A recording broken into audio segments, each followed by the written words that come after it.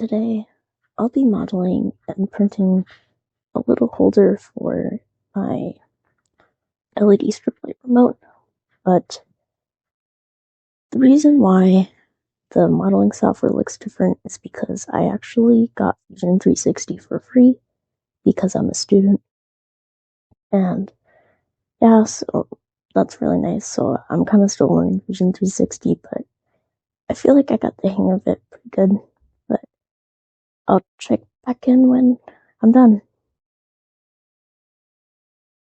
So now I'm in the slicer. So this is the model. Um, I just have it on 10% infill density, 0.3 millimeter layer height. I have supports. So that blue stuff right there is the supports. But I'll get back to you when I'm done with printing it.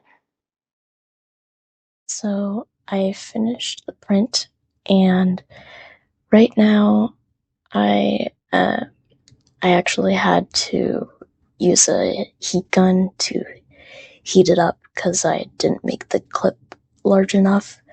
But what I did, so yeah, I did that, and then I am taking it over to the shelf, putting it on, see how well the remote fits.